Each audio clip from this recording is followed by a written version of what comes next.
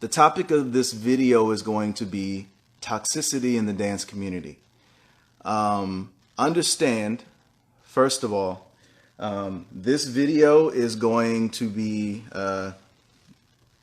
it's gonna ruffle feathers. But I am someone who likes to keep it real, and I do and say what I feel is right. And I don't care about ruffling feathers if it's in the interest of bettering the community. And I've said and done a lot of things in my career that have pissed off a lot of people in positions of influence, and I've had to deal with a lot of BS because of it, but it's worth it because it's in the interest of the greater good. So before I begin, I want to first give a disclaimer. Everything that I say in this video is my opinion. I am not God. I don't know everything, and I don't complain. I don't claim to have all the answers and knowledge. I am only speaking from my experience, and so keep that in mind. Also, since we've been so vocal and since we've been very outspoken, we've ruffled a lot of feathers and made a lot of people feel threatened. And because of that, we've been very disrespected by a lot of people, to the point where my mother and my fiance were disrespected by toxic people in this community. And that kind of was a straw that broke the camel's back for me. So my tolerance for disrespect is pretty much at nil. So if I see any disrespectful comments on this video or anywhere that it's shared, I will delete and block you, and I will be speaking to you in person about your disrespect. I just want you to understand where I'm at. We can have differing opinions, but I'm not going to be tolerating any disrespect. So just keep that in mind. Okay, so on to the topic of the video. There's a lot of talk in the dance community right now about some videos that were shared by a teacher, a well-known teacher and organizer. And basically this, and I have to say allegedly because, legal, stuff. There are some sex acts that were filmed, allegedly without the young woman's consent, and distributed, okay? So I don't have to tell you that this is not cool, right? A lot of people are talking about it and rightfully outraged, and as it should be. But what I want to talk about in this video is partly that, but the bigger picture, because it's easy to kind of jump on the bandwagon right now and talk about the videos because it's video, but understand that there are a lot of sexual predators out there and there was no video, right?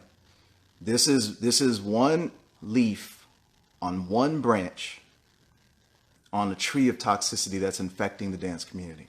So I'm going to talk about all the things that I think are infecting the dance community, and I will talk about solutions that Monica and I have put into place to kind of eliminate this from our sphere of influence. So those of you who don't know me as far as my dance life, because this is my personal page, my partner Monica and I own a dance company called Kizomba Harmony, this right here. And we also organize an event called Kizomba Harmony African Dance Experience in in Cancun, and we have a competition, Best All Around Dancer competition in Houston. And the reason I say that is so that you understand that what I'm speaking to you of is from my position as a DJ, instructor, and organizer, okay?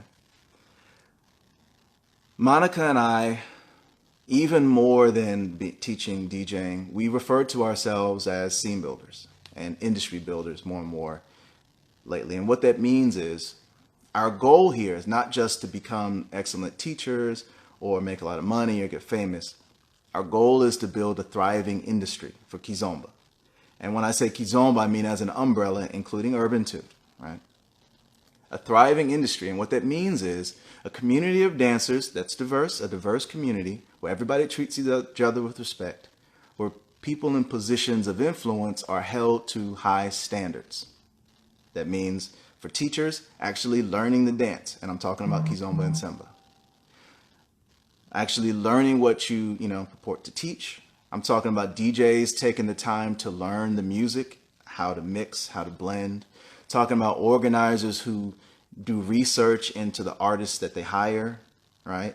who invest in their events, who provide quality, venue for people to dance in, quality audio, sound, stuff like that, standards. Where, people can say, okay, I'm going to learn Kizomba, and they can almost guarantee that they're going to get quality and, a safe space, right? And that is only possible when there are standards. So a big part of what we do as Kizomba Harmony is set those standards. Primarily from the example that we set, but also in, who we choose to associate with and hire. Now, as you might understand, or, you might guess, people who set standards don't tend to be popular with those who resent those standards, either because they can't meet them, because they don't want to invest enough to meet them, or because they just resent that you're the one setting the standards. And so the history of Kizomba Harmony has been, us showing a lot of love to people, investing, and in return, dealing with a lot of disrespect, like I mentioned earlier. So I'm going to share my perspective. So I'll be talking a lot about things that we do, because I can speak with authority on what I do, but also what I'm saying will be applicable to whoever wants to build a healthy community. So, okay. The three things that I feel are the most toxic to growing a healthy community and industry. And I'm a little bit agitated right now because, I'm a little bit upset about some of the stuff that's been going on. So if I'm not as eloquent as I usually am, it's because I feel a little bit emotional right now, even if I don't look it. Number one, cliquishness and unnecessary competition. I consider that to be not the highest level of toxicity, but it hurts the healthy growth of the community. So cliquishness, toxicity. Second, culture of disrespecting others. And third, sexual misconduct. Now, of course, the most heinous is the sexual misconduct, so I will save that for the end. And so I warn you again, if you have been engaging in any of the behavior that I just described, or you've been enabling it in your sphere of influence, go ahead and stop watching this video right now, because I'm not going to pull any punches. And I'm not just going to be talking about the video that was circulated today. It's easy to talk about that. I'm going to talk about all the sexual misconduct that's going on. No filter. So first, cliquishness. What do I mean? Okay. We are big on community building. We are what I often refer to as community minded. Someone who's community minded looks at the big picture, what's best for the community, right? And it's not always going to be what's most convenient for our own personal interests or short-term interests. Cliques are groups of people who usually have similar dance or music preferences, who kind of band together, hang out together, support each other, hire each other, whatever, right? And they're generally organized around, like I said, dance and music preferences. So from what I see, there's a clique, what I call traditionalists. And traditionalist is not a pejorative term. Excuse me. It just means that you prefer Kizomba Semba, and you range from tolerating urban to hating it, right? You prefer Kizomba Semba. So again, it's not a pejorative term. It's just a term I refer to people who prefer Kizomba Semba. And there's a clique of people who prefer this, right? And within this clique, the leaders in the clique tend to be organizers, teachers, DJs, people in positions of influence, right? So you've got that clique. And then there are various leaders, most of whom are, as I said, teachers, DJs, organizers, or other people who have a voice, right? On the other side, you have what I call herbs, and these are people who prefer urban, like, urban kids, Kizomba 2.0, Tarasho, all that stuff. For the new ones, I sometimes call them newbie herbs. Also, not a pejorative term, just something I call the people who recently gotten into Kizomba and prefer the urban side. There are cliques on both sides. And then there are people who are not a member of any clique, kind of like us.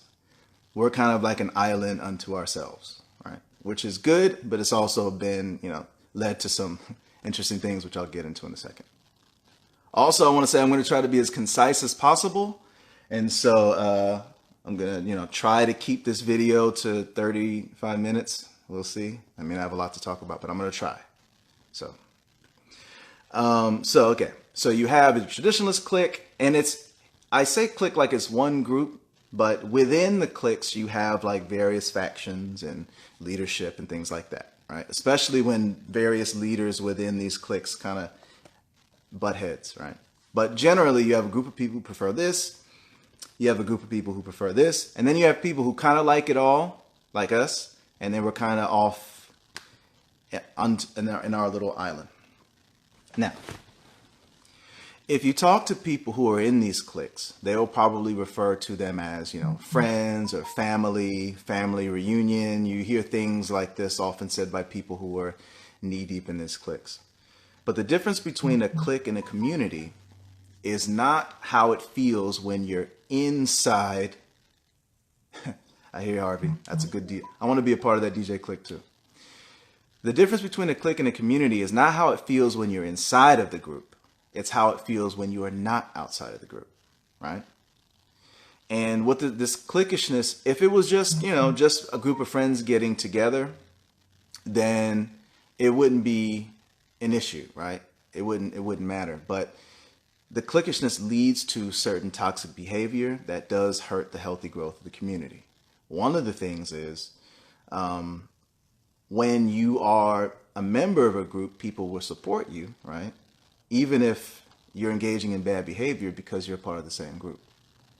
Whereas if you're not a part of the same group, sometimes people will not only not support you, but they'll also try to sabotage you just because you're not a member of the same clique, right? So this kind of thing is quite toxic.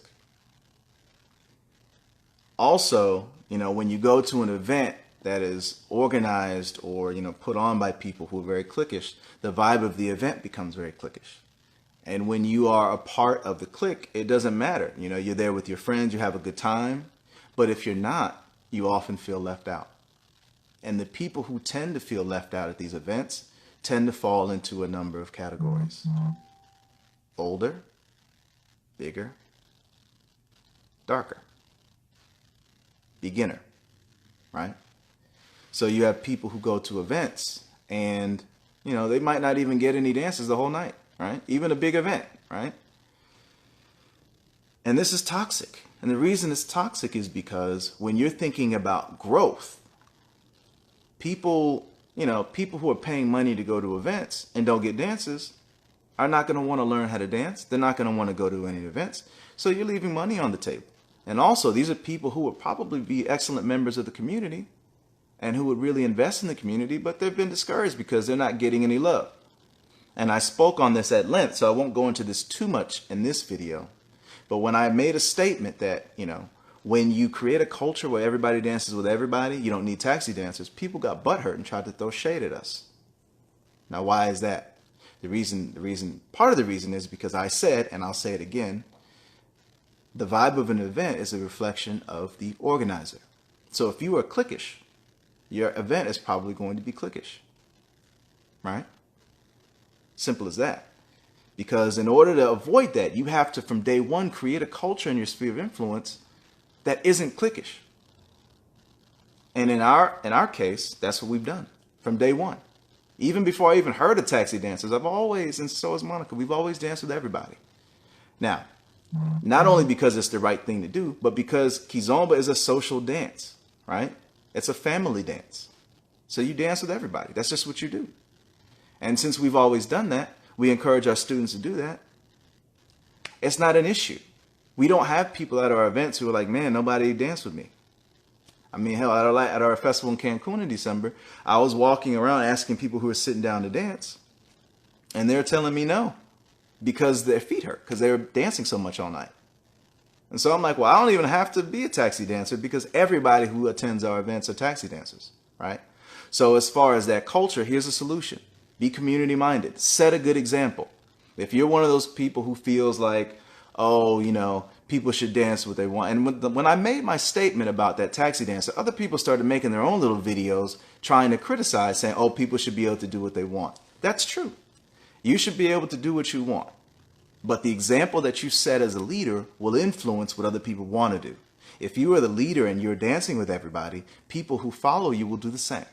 That's what's happened in our sphere of influence, right? Set a good example. Those who follow you will also follow your example.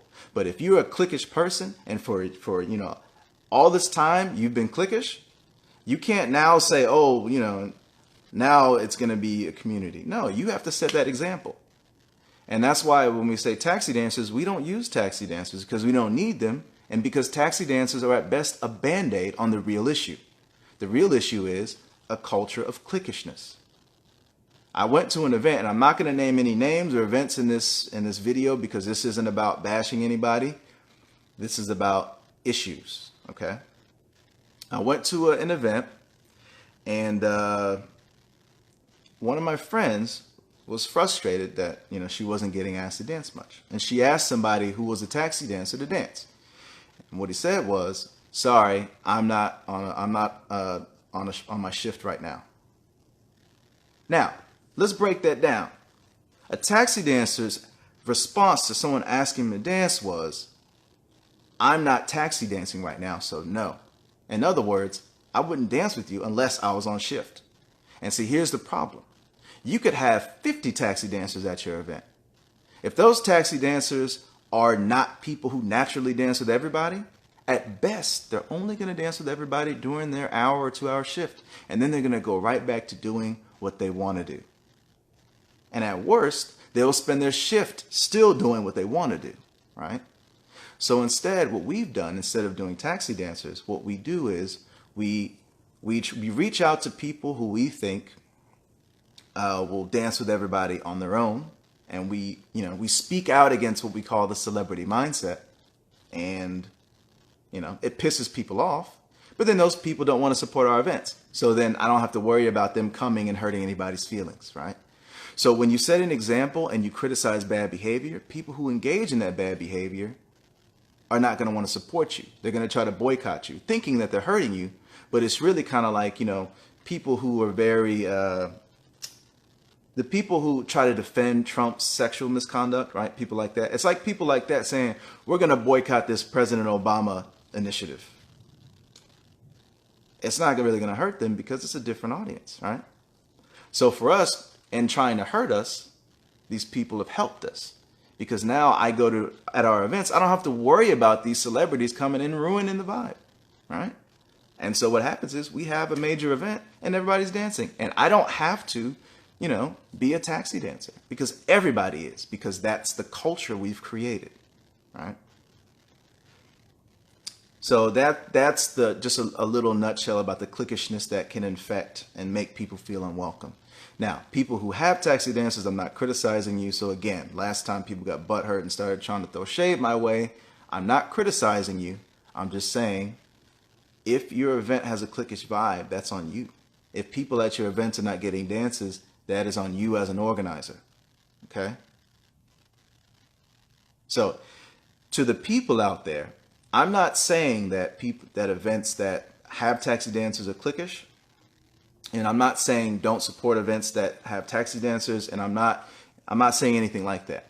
But what I will say for those of you who are, the consumer, because you are the market, you are the reason that we have teachers and DJs and organizers. Without you guys, the dancers, there would be no us, right? So you have a lot of power, and you can vote with your dollars and who you choose to support. So I'm not saying, don't necessarily support this, but I'm saying if you want a community where everybody dances with everybody, then support events where the organizer prioritizes that culture, right? When you vote with your dollars, you're helping them build a platform. When you are supporting someone who is cliquish, you're not helping build a community, you're just helping them build their platform, right? But when you support people who are community-minded, you're helping to build a community. So if it frustrates you that you're not getting asked to dance at events, go to events where everybody dances with everybody. And I'm not saying that our events are the only ones where that happens. There are others out there, right? Support people who are putting into place what you want to see. And when you do that, you will motivate people, right? Now, some of us are motivated by integrity and, doing the right thing. Others are motivated by, right? So when it comes down to it, how you choose to spend your money will influence everybody. People who are community-minded and people who are not. The other side of the cliquishness is the matter of support. People tend to support people who are in the same clique, but they don't often support people who are not in the same clique. And this sometimes creates unnecessary and unhealthy competition, like people throwing events on top of each other, people not supporting events because, oh, I'm not going to support this person because, you know, they criticize someone who's a leader in my clique, and I'm going to, you know, right? In our experience, because we've been critical of some of these bad actors who are contributing toxicity to the scene, their minions don't support us, and they've tried to like boycott us, right? Sometimes it's like, oh, don't go to their event, and sometimes it's been like really outright disrespect, which ended up culminating in, like I said, my mom being disrespected. But I'll talk about that in the second part. This kind of thing is unhealthy, right? Just because someone isn't a part of your group, you know, that doesn't mean you shouldn't support the event, right? And for us, the solution to that has been we try to support as many events as we can, even if it's not someone who's a part of our community or someone who's our friend. We will support. Hell, and it's funny, I'll go to an event and, you know, honestly, you don't often see people who have reached the level of kind of international platform that we have who will support events that they're not booked at, right? Usually what you see is people who become teachers, DJs, they'll only support events that are hosted by people who they're affiliated with, or if it's just like a humongous, such a big event that they're trying to go to promote their own, you know, event or platform or whatever. But you don't often see people supporting events that aren't thrown by people in their clique.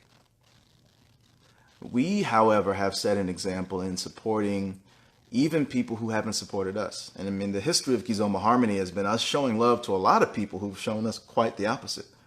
And sometimes, excuse me, we'll go to an event and people are like, I'm surprised you're here. I'm like, why? Because they don't support you, because you don't have, you know, you don't see eye to eye on certain things. It's true. There are people whose events we support. We don't support them as instructors, right? Again, we're all about African Dance Foundation. So if as an instructor, I don't feel that you prioritize training and actually learning what you're supposed to be teaching.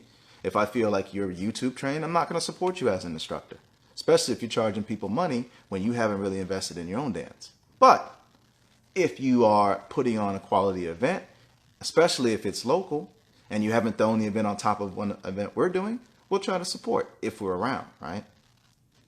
And, you know, I think that sets a good precedent.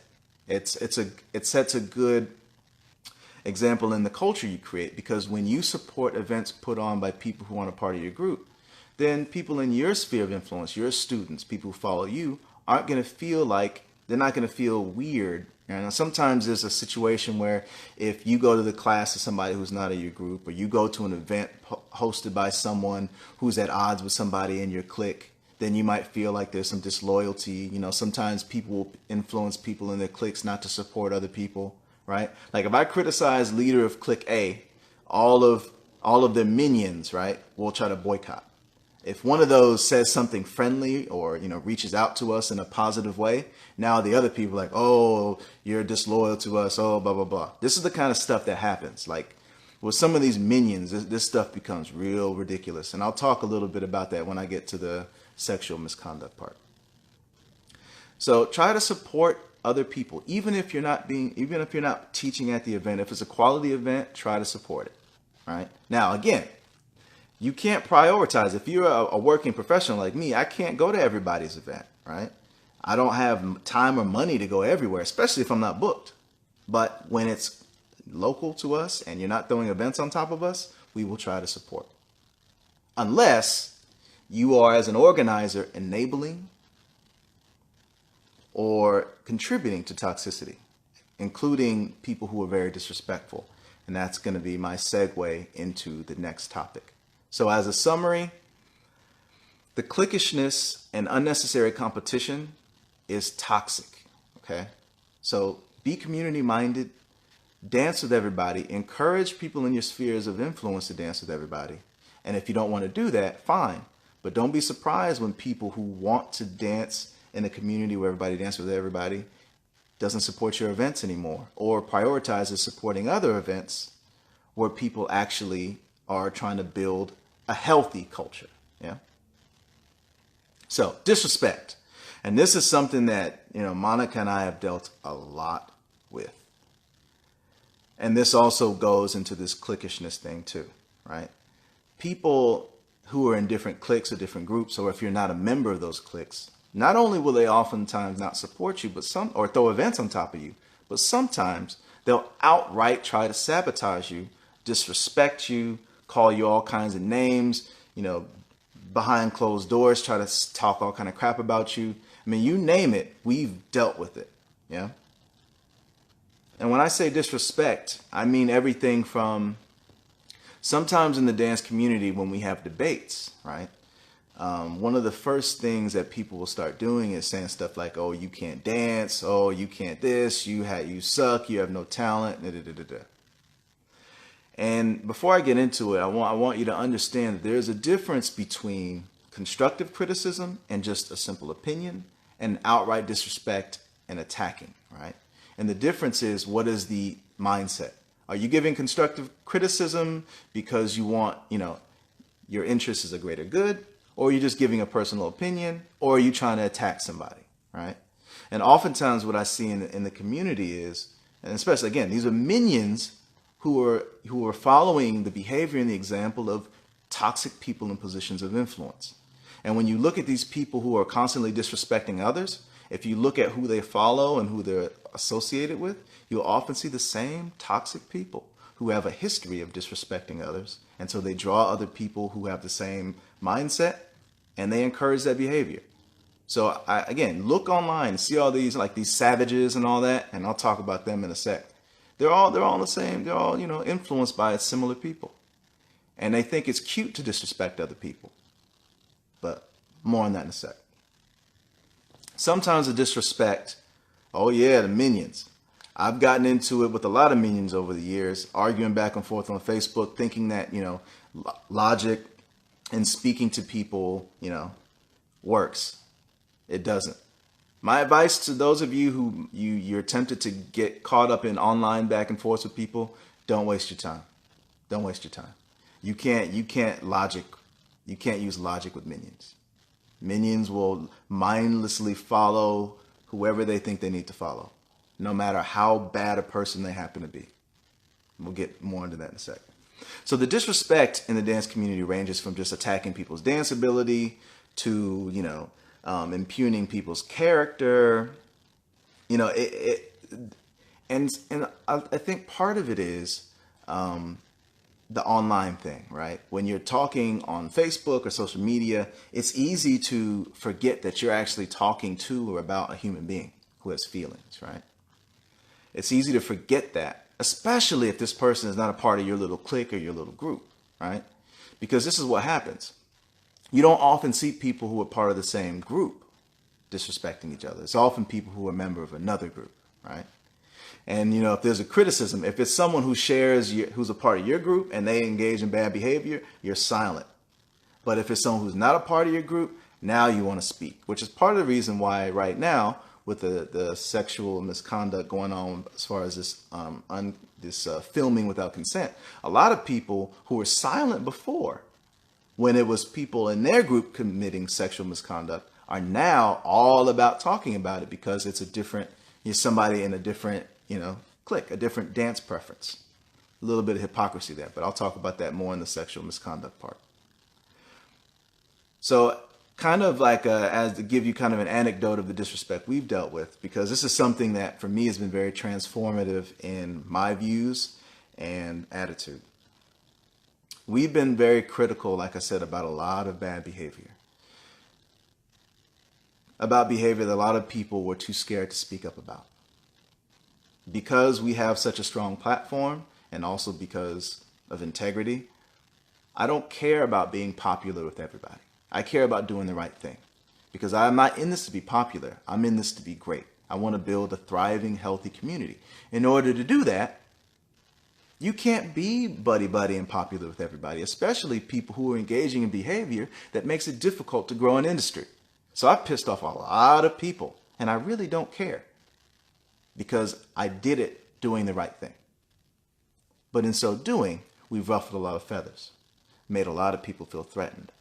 And so because of that, people felt the need to try to undermine our business, undermine our events, talk crap about our dance ability, You know, even people who claim to be, you know, community minded, but they're right there talking crap about people, right? I mean, there are threads, like little side chats that people do where they talk crap about other people. People make memes about other people and they call it savage, right? I'm savage. I'm a Facebook savage. And people think this is cute. I personally know that there are, I think, at least 3 memes about me floating around. Now, I haven't seen them because they weren't forwarded to me, which is probably smart because, and I'll make this disclaimer. I'm not a Facebook savage, but in real life, I am a savage when pushed, right? When disrespected, I am a savage, right? So it's probably good for the creators of these memes that I personally have not seen them.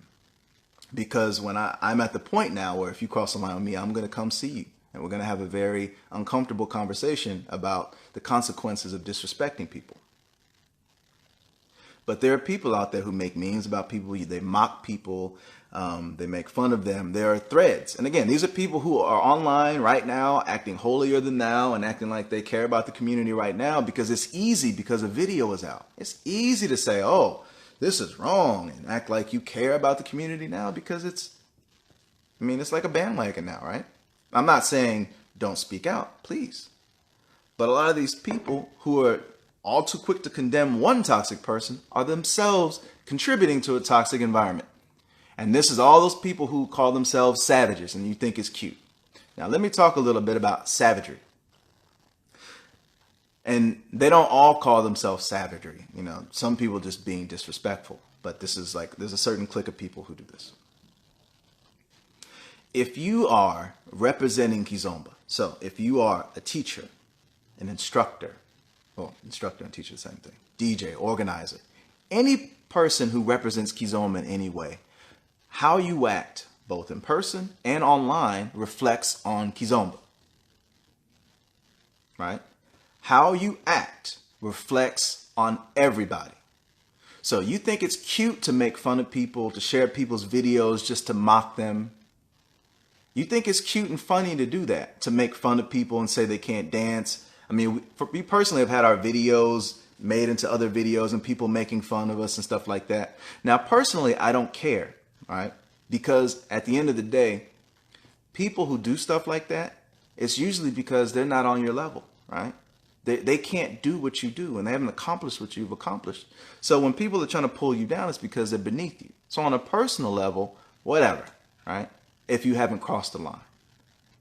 But how does it look to people who aren't yet a member of the community and they see all this negativity, right? They see this fighting and people making fun of other people, making these stupid memes, right? And you think it's cute, right? And maybe you think it's safe if you just do it in these little side chats that people have. But what happens when somebody takes a screenshot of some crap you're talking in these side threads and shares it with somebody? How's the rest of your day going to be if you cross a line with somebody who's not a savage on Facebook, but in real life, like me? What's going to happen the next time you see that person, right? More on that in a sec. But yeah, this is the kind of stuff that people are doing. You think it's cute. You think it's cute to make fun of, mock other people, disrespect other people. Maybe these people are unhappy in their own lives. Maybe they're not as successful as they'd like to be. Maybe they're not achieving what they want to achieve. And sometimes people who are unhappy project that onto other people. And, you know, maybe it makes you feel better about yourself today to mock someone else, right? And there are people out there who think this is cute, like for real, right? So just to give the most egregious example that Monica and I have dealt with, not too long ago, we had made a video giving advice about instructors and, you know, how to be a success. And we were talking a lot about the toxicity and the memes and all this stuff and how being associated with people who have a reputation for disrespecting others is not going to help you in your career because people who aren't toxic don't like that, right? There's a lot of people out there who are going to be a part of this industry. They don't want to be involved in no freaking BS. You're supposed to be a professional, but it's not helpful, right? So we made this video, and part of it, we were talking about bias in the community. So I said bias it's not fair, but it's there, right? And people jumped in and tried to say, oh, they said bias is fair, ignoring the fact that bias by definition is unfair prejudice. Why would I say bias is fair? Specifically bias against people who are darker, bigger, right? And I had said something like, our bodies as dance instructors, our bodies are part of our product. And so if you want to be considered a world-class dancer, you got to get in shape. And I said this as I was about 30 pounds heavier than I am now. I'm currently in my own process of getting in shape. So, I included myself. People took that and tried to say, oh, Billy and Monica said that bias is fair in the dance community. And this whole big thing started where these people tried to slander us and our business in order to try to discourage people from supporting our events. That was the purpose of this, right? None of them talked to us. They just talked about us. And in the midst of all this, people were making fun of my body at the time. And it really came to a head where my partner, Monica, was disrespected by one of these toxic individuals who is now trying to act like, oh, again, these are people who are always talking about the culture of Kizomba and respecting the culture.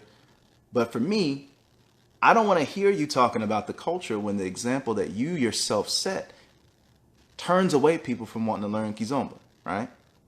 And some of these cliques, especially on the traditional side, if you are a Palop, which means you're from Angola, Guinea-Bissau, Cape Verde, Mozambique, or Guinea-Bissau, they'll accept anything you say or do because they kind of worship Palops in that group. And we're a little bit different in that, although we respect the culture and we respect that Kizomba is a part of Angolan, the Angolan and Palop experience, we're not going to kiss your ass just because you speak Portuguese. If you're on BS, we're going to call you out. And that sets us apart and at odds with people in that clique because that's a different culture that they've created. Our culture is we look at your integrity, period. If you're on BS, even if you're my friend, I'm going to tell you you're on BS. But I'm not going to talk crap on social media. I'm going to tell you to your face, right? So one of these so-called culture warriors was disrespecting my partner, Monica. Now, if you know me, you understand that in my culture, if you disrespect somebody's family, you disrespect somebody's woman, you need to be prepared to back it up. When you cross a line of disrespect, you had better be prepared to back it up, if you understand what I'm saying. I'm going to have to be careful what I'm saying because, of course, this is social media. And I'm a lawyer. I'm not stupid enough to say anything incriminating on social media. But understand, if you cross a line of disrespect from people in my culture, it's not some online thing. It's not just, well, we're going back and forth to social media. It's going to be dealt with in person, right?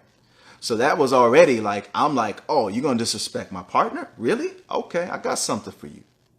But then my mother was disrespected because one of these other toxic people who in that same clique, and even people in the urban think that her shenanigans are funny because she makes fun of people, especially if you don't like me or you resent me because I've criticized you, professional criticism or whatever, you might think it's funny if people are disrespecting me. Haha, there's Billy getting what he deserves, right?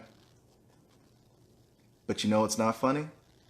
When my mom reaches out to somebody to ask, why are you being so disrespectful? And I will say what this toxic ass person said to my mother. When are you going to get your titty out of his mouth? This is what was said to my mother. Now, when I say my mother was being disrespected, that's what I mean. Now, this same person, because of her disrespect, is popular in some of these cliques, right? Now, for me, when my fiance and my mother are being disrespected, it really broke the camel's back for me. In my culture, again, ask yourself, what would you do to someone who disrespected your mother? Now, if it had been a man who did it, it would have been a whole nother conversation. I'd have called a flight, but it was a woman. But it was a man who disrespected my fiance. Now, on one hand, it's like in my culture, there's only one way to deal with something like that. But on the other hand, I'm a leader in the dance community. I'm trying to set a good example, right? What's going to happen if I go around beating up everybody who disrespects me, right? Even if they deserve it. What happens then? Then now I'm the bully. I'm the bully who is just, trying to bully people. And then all these people who are engaging in this toxic behavior would then act like victims and run to the police. And then I ask myself, is it worth it to put hands on somebody who disrespected my partner or disrespected my mother? Is it worth it? And part of me says, yes, it is worth it. The other part of me says, no, it's not worth it. But I shouldn't have to be asking myself these questions. Yeah, she said that to my mother, the woman who sacrificed everything to raise my brother and I, the best person I know. And this happened some months ago, but I'm still upset about it. So for me, and people know that this toxic person disrespected my mother, and people know that this toxic person disrespected my fiance. And there are some people who even tried to defend this behavior, even the disrespect of my mother.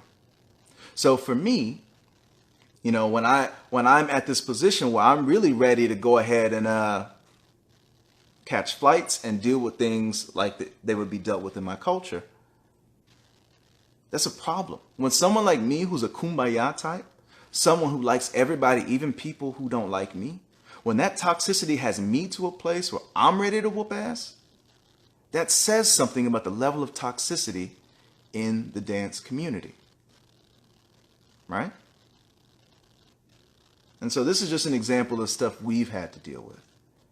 And it's really, really toxic. And that was to a point where I had rage. Luckily for myself and for the people who disrespected me, I got back into martial arts and I channeled my anger and my aggressiveness into something constructive so that I wouldn't go to jail. Because I was really ready to catch a case. I still to this day have days where I'm really upset that people would disrespect my partner, that would disrespect my mother, would go out of their way to try to disrespect our business and our brand, right? When all we've been doing all this time is try to do the right thing for the community. And we'll get more into some of the reasons for that in the sexual misconduct part. But yeah, so as far as solutions to this disrespect, to all the so-called savages out there and people who think it's cute to disrespect other people, here's my message to you. Whether you like me or not, or anybody really, the way that you act doesn't just reflect on you. It reflects on the dance that we all love. And when I say the dance, I mean Kizomba and urban. I know there are people who've made careers off being jerks and disrespecting other people, and some of them I butted heads with. Some of the same toxic people that I talked about, toxic leaders. Well, some of them have made a career off disrespecting other people, and people in their cliques enable it and think it's cute or defend it. Oh, they're just trying to defend their culture. No, they're not. They're trying to defend their market share in their pockets. And what you enable, you encourage. So you can't encourage and enable toxic behavior and then turn around and be like, oh, why is this happening? This is wrong. No, you're a part of that. You're encouraging it. When someone is disrespecting somebody else and you're laughing, you're eating popcorn or whatever, you think it's cute because the person being talked crap about is not you or it's somebody who you dislike. But one, what's going to happen when you're the one being ridiculed, when you're the one being made fun of? How are you going to feel then? And if I can't appeal to your sense of integrity, then I'll appeal to your self-interest. Because I'll say this, there are people in the dance community who we would have hired. There are events that we would have supported if you hadn't been engaging in toxic behavior or supporting people, right? For instance, so to me, the most heinous thing you can do is disrespect my mom. So if you're closely associated with this person, you've hired this person, she's a DJ, right? An aspiring, DJ. If you hire this person knowing that they're toxic, I'm not supporting your event. And there are events that I was actually going to go to this year, even though it wasn't booked, but I'm not going to go because you hire toxic people. If I see you, you see people on Facebook calling, oh, you're a queen, or you're praising people who have a habit of engaging in toxic behavior. I'm not going to support you. You've lost money, you've lost opportunities, and you've lost supporters now because you have engaged in or enabled toxic people. And I'm not even talking about the sexual misconduct yet. This is just general disrespect. I will not support anybody who can't treat other people with respect. That goes for organizers, that goes for teachers, that goes for DJs. Now, money. You're losing money by being toxic and associating yourself with toxic people. Now, if I can't appeal to your sense of integrity, if I can't appeal to your sense of, financial self-interest, now I'll appeal to your sense of visceral self-interest. I said not too long ago that if you're not a savage in real life, don't try to be one on the internet. We are a small community of dancers. All this internet fighting, this is not anonymous trolling. We know who each other are. And sooner or later, you're going to see the people who you're talking crap about. You're going to see them. And if you cross a line with the wrong person, you're going to have to deal with visceral consequences. If you're not prepared to deal with visceral consequences, then you should be very careful about what you say and about whom. Because if you call yourself a savage on social media, and you cross a line of disrespect with someone who's a savage in real life, let's say like me, right? If you disrespect my fiance, what do you think is going to happen the next time I see you? I'm going to talk to you about it. We're going to have a very in-depth conversation about what it means to disrespect the love of my life. If you've disrespected my mother, what do you think is going to happen when I see you? We're going to have a conversation about what it means to disrespect the best person I know. You don't want to be in a position to have these type of awkward conversations with people. So again, be very careful about what you say and about whom. And I say this as someone who's been the butt of a lot of disrespect. Now, I mean, by the same token, though, if you are a public figure, you can't be sensitive about someone saying they don't like the way you dance or something like that. I mean, it's dance, right? You have to have a thick skin, but this is bigger than that when you cross a line. And also, it's how you represent Kizomba. There are a lot of people who'd be interested in dancing Kizomba, and I'm speaking about Kizomba, even though this has happened in every dance and every, I guess, sphere of influence. When you see all this fighting and negativity, people see that and they're like, I don't want to dance Kizomba. These guys are jerks. Look how negative they are. They're always talking crap about other people, right? And this has specifically been an issue on the traditionalist side, because many of the people who've made a career of themselves, for themselves being disrespectful, many of the people who are savages are on the traditionalist side. Now, there are so-called savages on the urban side too, but many of the urbs talk crap more in side threads. You don't see it as much publicly, but they talk crap too. If you're not doing it publicly, but you're talking crap about people, especially if you're crossing a line of disrespect, you're one screenshot away from having a bad day, right?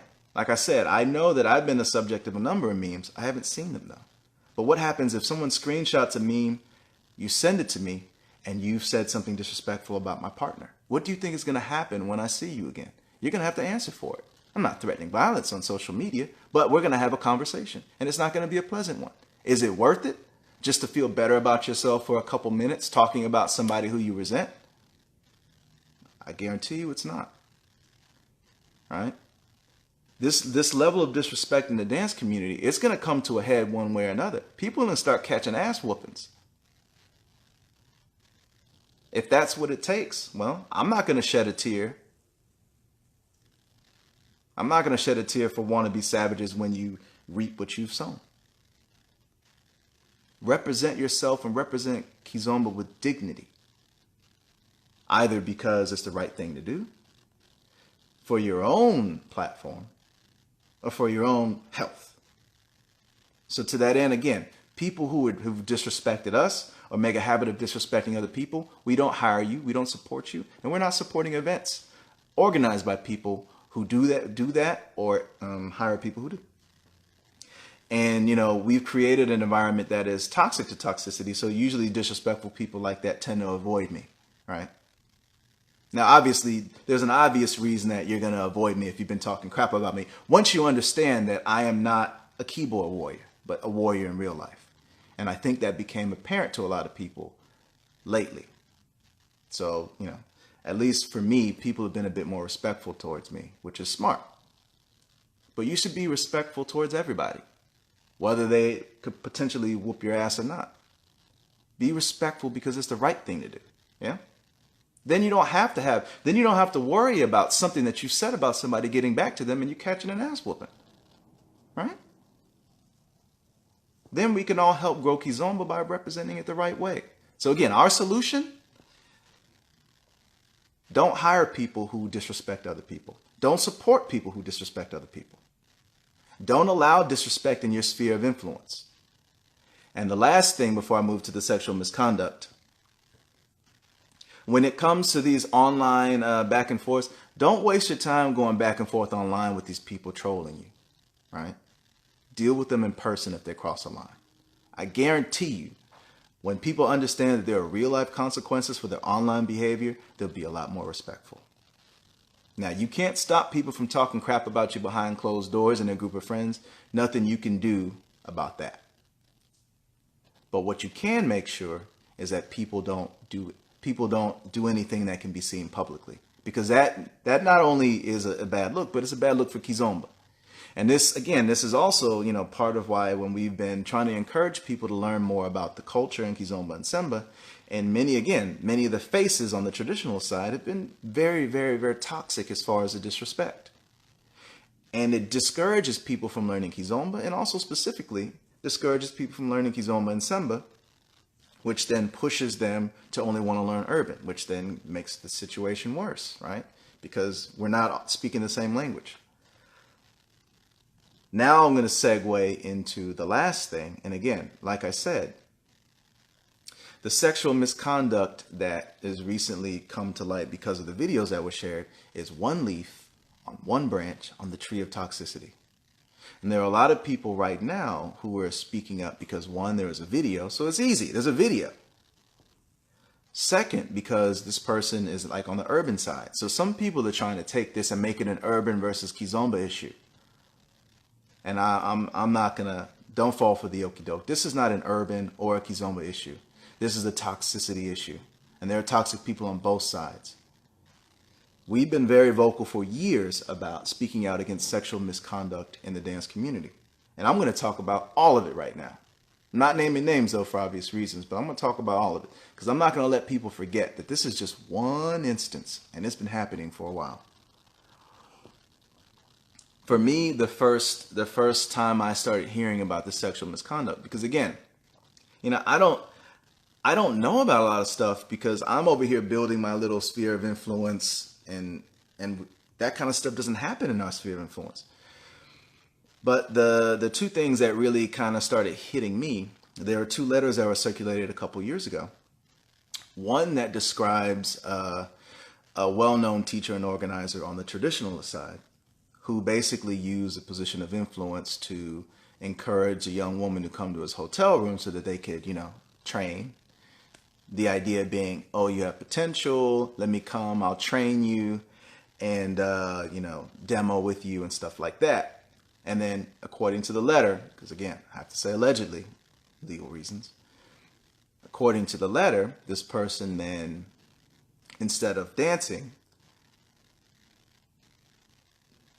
forced himself on her without consent. Now, this person was not on the urban side, but on the Kizomba Semba side, and a pal. So when I started criticizing this person, it created a shitstorm, right? All of this person's minions, and again, this is the same person who I'm always at odds with because of toxic behavior. Now they're scared. Because here's a man in a position of influence speaking up against sexual misconduct, right? And when it comes to sexual misconduct, men, we're in the privileged class. So like with anything, the privileged class, when someone in a privileged class speaks up against oppression, it tends to resonate more with people than when people who are in the oppressed class speak up, right? And I talked about this back then. Terrified them, right? So behind the scenes, the story became, oh, Billy, you're just have a personal vendetta. So you're just, you know, you're just going with this because of a personal dislike. You know, people were saying that I only wanted to get fame off of rape, basically. Like, this is the kind of stuff I'm talking about. You know, this cliquish mentality, you know, the leaders of these cliques, they brainwash these people. They'll tell them whatever and they'll believe it. So, you know, this was kind of, for me, when I really realized how deep this cliquishness went. There was another letter that was also shared about basically, and this was a case of rape, but with alcohol. You know, for those of you who don't know, if you don't get consent, or if somebody is not in a position to consent, it's rape. So if you get a girl or a guy super drunk and have sex with them, if they're not mentally in the capacity to consent, it's rape. And a lot of this stuff happens sometimes, you know, and people are like, wait, you might not even know you were raped, right? And this is the second letter. Now, one was a very long letter and the other was a bit shorter. And both were letters that I shared and spoke about. Now, of course, because I have a contentious relationship with one of them, the story was, oh, this is just about one person. And then people tried to undermine us, attack us and our character and our business and our events because of this. Now, this was never about one person. This was about creating a safe space. But within these toxic cliques, people will brainwash and spin the story however they see fit or however they see necessary. So the case of rape that had alcohol, this was another well-known instructor and organizer. Both of the people implicated in these letters are well-known instructors and organizers. Both are still working in the community. Now, one, I talked to the victim and she asked me not to share a name. So I've never shared the name because, again, they apparently came to some sort of arrangement or agreement. So I just, you know, I respect the wishes. On the other side, no such agreement was made as far as I know, but I still can't go on, you know, social media naming names. That's why I'm not naming any names. It's irresponsible. But for me personally, Monica and I made a pledge not to support anyone we know or believe to be rapists or dangerous sexual predators. And we were very vocal, and we still are. And this ruffled a lot of feathers. These minions to this day do not like me and will try to take any opportunity to try to impugn us or harm our business, which is some of the same people who, when I talked about that foolishness with I call them the Hooked on Phonics crew because they're trying to say I said bias is fair to hurt our business. A lot of these same people are following the same toxic people who've engaged in all manner of disgusting behavior that I have criticized. This was never about just one person. It's about integrity. But that's when I realized that I cannot affect people in other spheres of influence, right? If you follow someone who's a disgusting human being, but that person is someone you look up to, you're not going to want to hear what I have to say. You're not going to want to believe anything bad about somebody you look up to. Then I can't reach you. What I can do is make sure that toxicity does not influence what we're building. And that's what we've done. And because of that, we've never had issues with, you know, anybody attempting to rape anybody else. And if there ever is an issue of somebody being creepy, they know that they can come to us and we'll deal with that shit really quickly. Because we don't play that. Now, this has also led to a lot of people not supporting us, right? Especially followers of these toxic influences. But again, it's just like people defending Trump's sexual misconduct, trying to boycott, you know, Barack Obama event. It's different markets. What they've done is help us. Because if you are rapey, or if you're rape friendly, or you're willing to overlook a rape because it's somebody in your clique or somebody who's your friend, I don't want you at our events. Because what happens if somebody who's your friend does something negative or bad at one of our events and you don't say anything about it because it's your friend? Hell no. Don't come. And that's why, you know, you don't usually see organizers make posts that are about don't come if you A, B, and C. But we don't care. Because we would rather have a festival with 200 people that is not toxic than have a festival with 2,000 people and 1,800 of them are toxic. That's us, because we prioritize, like I said, industry building over convenience. Now, the road that we've taken has, it's been a hard road. It's taken a lot of work, right? It's not easy. It's made us very unpopular with some people. But do I really want to be popular with people who have no integrity? No, I don't. So that's our way. And for you guys who are interested in creating a similar community, that's honestly the best way to do it. It's hard, but it's not. So continuing back to the sexual misconduct. When the two letters that were shared were, that's what really opened my eyes. And so I spoke out about, now again, these were both people who aren't urban, right? These are people who are on the other side. So people who now are all too happy to talk about the sexual misconduct of someone in the urban community, they were silent back then. Absolutely silent. And all I really wanted at the time was to create an environment where the victims felt like people support them. This is all I wanted people to say. Rape is wrong in the dance community. It has no place in our community. But what happened in these toxic cliques? It became, oh, Billy is just trying to have a vendetta against somebody who's tried to tank and attack his business and create toxicity. But, no. It's just some random personal dislike and vendetta. This is what happens in these cliques. Integrity is out the window. It's all about what's convenient. And it's wrong. It's wrong. Sexual misconduct is wrong. If you are a palop, it's wrong. If you're not a palop, it's wrong. If you prefer urban, it's wrong. If you prefer Semba, it's wrong. If it's your friend, it's wrong. If it's someone that you hope to have a business relationship, it's wrong. If it's someone you're scared to piss off, it's still wrong. And if people in positions of influence are too scared to speak up, especially when it's inconvenient to do so, you are now enabling that behavior in your sphere of influence. It's easy to talk about it now because there's videos. And after the Me Too movement, the culture's starting to shift a little bit, right? It's almost becoming popular now for people to voice support, to appear like they support women now. But where were you when people were being raped back then? And I was trying to rally support just for people to say, rape is wrong. Where were you then?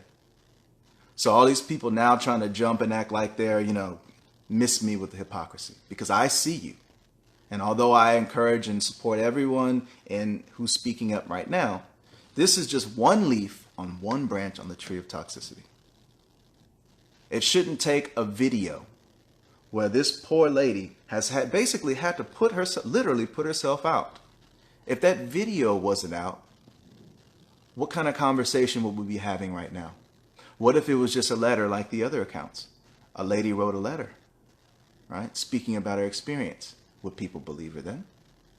Would people be willing to act on it then? I would. I would. I did. And that's what we need in this community. We need people who are willing to stand against all toxicity, not just when it's easy to do so. Right? And rape is not the only type of sexual misconduct. There's plenty of other sexual harassment that's going on. There's plenty of sexual misconduct. For us, we drew the line. And there was a group called Climb Against Sexual Abuse that we were working with. And we all kind of made this pledge. And I'll post the pledge in the comments. Basically, we pledge we will not hire or support the events of people we believe to be rapists, and we amended that to be rapists or other people we believe to be dangerous sexual predators. Now, why do we say that? Because there are people who may very well have raped people, but they haven't been convicted, right? So you can't call someone, you can't say person A is a rapist, right? If they haven't been convicted. You can't say that because that's libel, right? That's legally, that's accusing someone of committing a crime that they haven't been convicted of. But you can call them a sexual predator. You can, especially if they are, right? Just something for you guys to understand, to not get yourself in trouble. Because best believe, some of these sexual predators, they're so mad, they hate me to this day. But I keep my nose clean. I'm not stupid, but I'm still going to do what I feel is right. If I believe you to be a dangerous sexual predator, we're not going to hire you. We're not going to support your events. We will discourage people from supporting your events. Respecting the wishes of the victims, right? There are some things that I haven't talked a lot about because the victim asked me not to say anything. But a lot of people shared their experiences with me because I was one of the few men who actually was willing to speak up. Especially if it's someone who, and you know, if it's the leader of your clique who's engaged in this behavior and you're a minion, well, I mean, minions to this day try to throw shade at me, right? And then, you know, on the other side, in other cliques, people will sometimes band together because I'm not a member of any of the cliques. So sometimes there will be people in this clique and people, they'll band together to try to throw shade at us or undermine us because we're a threat to both, right? Things that we criticize are a threat to different cliques. And I don't mind being in that position because, again, at the end of the day, 10 years from now, because we're thinking 5 years from now, 10 years from now, 20 years from now, we have integrity on our side. You know, we're willing to sacrifice short-term convenience for a long-term industry. And so part of the reason I'm making this video is I want to encourage and commend other people out there who are community-minded and doing what you can to build the same type of healthy community. And, you know, I would love for some of you who are engaging in these healthy behaviors to message me, tell me what you're doing in your community. You know, I'm always open to new ideas and collaborations with people who share our vision. So as far as, again, back to the sexual misconduct, I talk a lot about rape and, you know, it's not because I don't care about other types of sexual misconduct, quite the opposite. But as far as solutions and organizers, we have to draw a line somewhere, like a hard line. And that's what it takes. Now, where your hard line is going to be, it's up to you. For us, our hard line is if we believe you to be a rapist, someone who has attempted to rape people, someone who, like right now, you're videoing sexual acts without consent and sharing them. To me, that's as bad a violation as rape. That is horrible. We're not going to support you. We're not going to support anything you do, and we're not going to hire you. And we will discourage, like when it comes to people like that, we will discourage people in our sphere of influence from supporting them or even being in the same room as them because we want to keep them safe. It's not about taking people down. It's about keeping our people safe. And if that means doing something that hurts people who engage in toxic behavior, oh well, that's not my problem. Should have thought about that before you engaged in toxic behavior. So, you know, any kind of inappropriate contact, you know, even if it's something like trying to kiss somebody who doesn't want it. You know, sometimes we get into this gray area when it comes to, you know, consent because of how we are, you know, conditioned and socialized as men and women, right? Men are socialized to be the aggressor. And sometimes if you're not aggressive, women will think you're not interested. And, you know, it's like, are they playing hard to get or are they withholding consent? When it comes to kissing, here's a little tip, and I'll just give it to you, to the men out there and women. If you want to kiss somebody and you're not sure if they consent, this is what you do. Lean in a little bit, like you're going to kiss them. If they lean towards you, they close their eyes, they're with it, that's consent.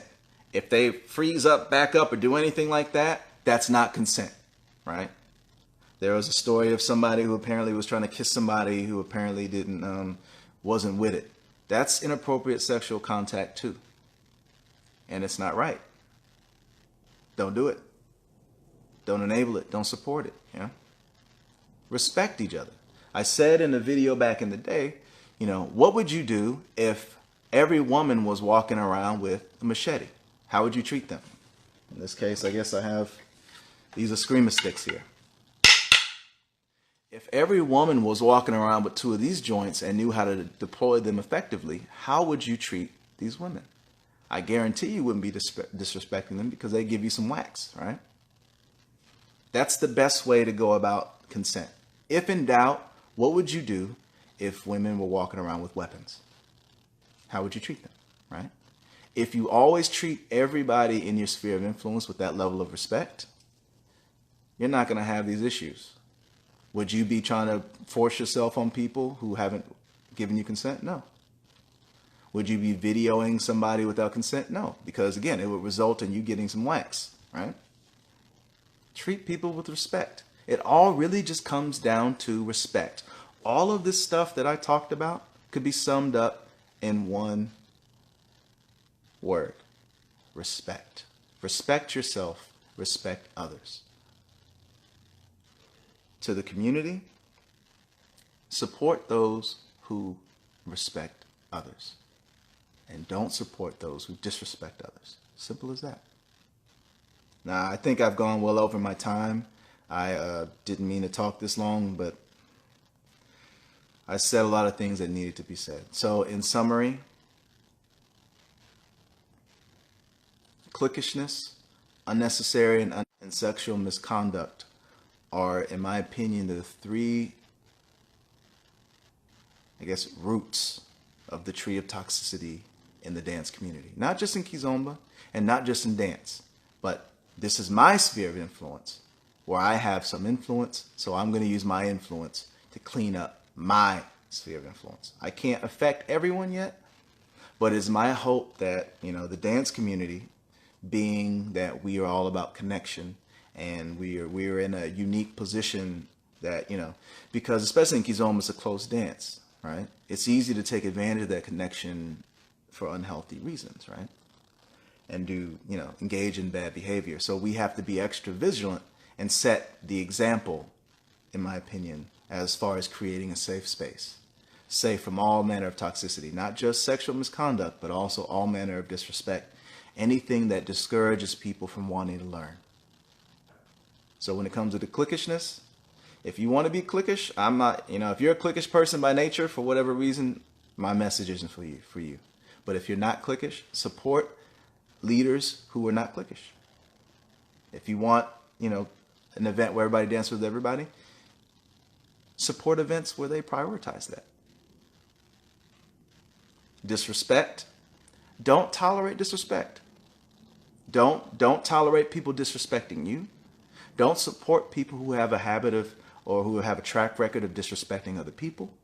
And support those who make an effort to treat everybody with respect. And I'm not talking about constructive criticism or just opinions. I'm talking about disrespect. And I think everybody knows what I'm talking about. You should be able to tell the difference between a constructive criticism, an opinion, and an attack. What you support, you enable and encourage. And last, sexual misconduct. Don't tolerate any sexual misconduct. Not just rape, not just videoing people, not just attempted rape, but any unwanted sexual conduct. Set a standard, right?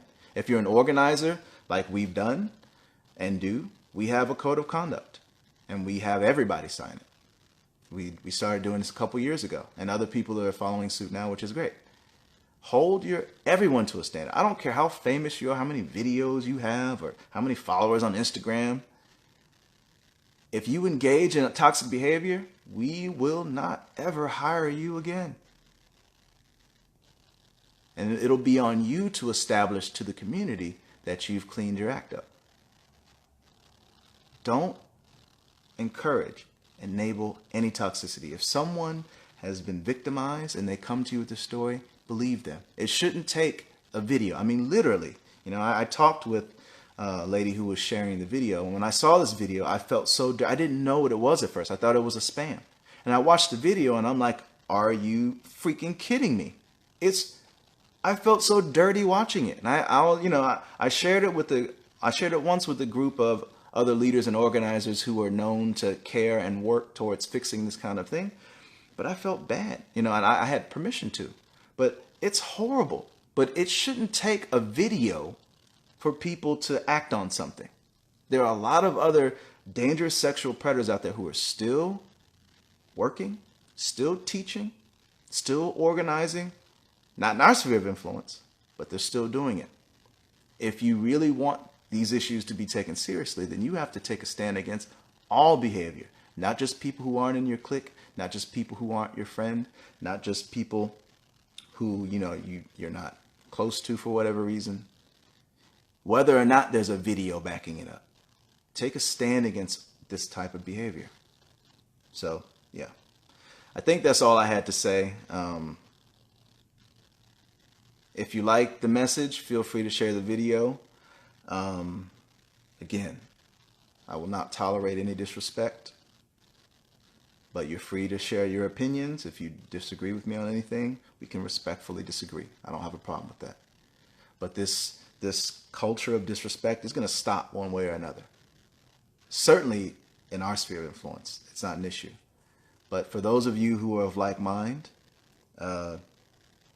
reach out to me. I'd like to work with you and support you in your efforts as well, because you can't build an industry by yourself. And when I say that we are industry minded, that means that we care about more than just Kizomba Harmony. It's not just about us, our events. We want to build an industry. An industry, in a thriving industry, lots of people can make money. Lots of people can build a platform. Lots of people can be successful. We don't need to be the only success. So when you know people in your community who are truly industry and community minded, support them. Because in supporting them, you're supporting yourself too. Unless you are toxic. In which case, my message isn't for you unless you clean your act up. So that being said, we will continue our work to create a safe space and keep all toxicity far, far away. And the last thing that I'm going to say, the key to having an environment that's truly safe is creating an environment that is toxic to toxicity.